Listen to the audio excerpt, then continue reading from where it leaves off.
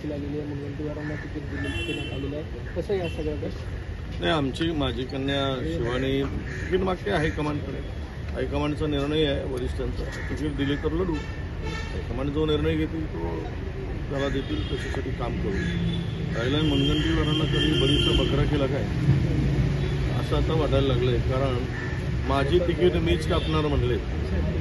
आता त्यांची तिकीट पक्षाने कापली नाही, पण जनता त्यांची दिल्लीची जाणारी वाट मात्र अडवेल की काय किंवा कापेल येणारा काळ सांगेल. आता मी काय यावर अधिक बोलणार नाही. पण बिचाऱ्यांना अनिच्छेने त्यांची इच्छा नसताना जबरदस्तीनं त्यांच्या गळ्यात ही वरमाला घातली असं सगळं त्यांच्या चेहऱ्यावरून दिसतंय.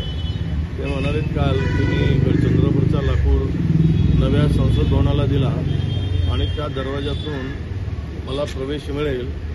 तर असं आहे की लाकूड चंद्रपूर जिल्ह्यातला आहे. तो लाकूड काही भारतीय जनता पक्षाच्या जंगलातला किंवा प्रांगणातला नाही आहे. त्यामुळं जिल्ह्यातील जनता त्या लाकडाच्या प्रवेशातून कोणाला निवडून देतील. चंद्रपूरमध्ये निश्चितपणे तो काँग्रेसचा, कारण तो जिल्हा पूर्णतः काँग्रेसचा जिल्हा आहे. काँग्रेसचं वातावरण आहे. आम्ही 3 आमदार आहोत. भारतीय जनता पक्षाचे केवळ 2च आमदार तिथे. विधान परिषदेचे 2 आमदारसुद्धा आमचेच आहेत. आम्ही त्यांना ताकद आमची काँग्रेस असल्यामुळे निवडून आलेली आहे. तर अशा स्थितीत मुनगंटीवारांचा दिल्लीचा दरवाजा हा नक्की म्हणजे ते म्हणतात त्याप्रमाणे सुकर होईल, कठीण जाईल, हे आम्ही आता बोलणार नाही, पण पुढे बोलू.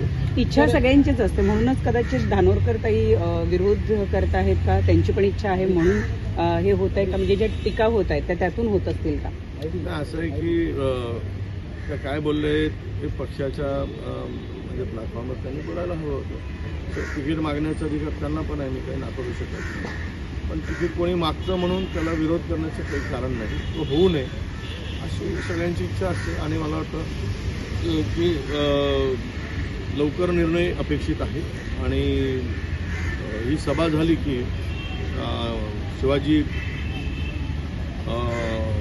पार्कमधली सभा झाली की मला वाटतं आमची ही यादी 18 पासून महाराष्ट्रातली जवळपास येईल.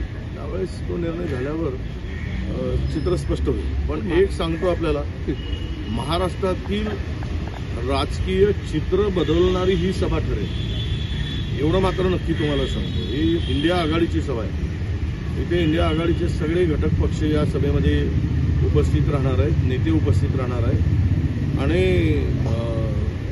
विरोधकांच्या म्हणजे सत्ताधाऱ्यांच्या उरात धडकी भरेल अशा प्रकारचं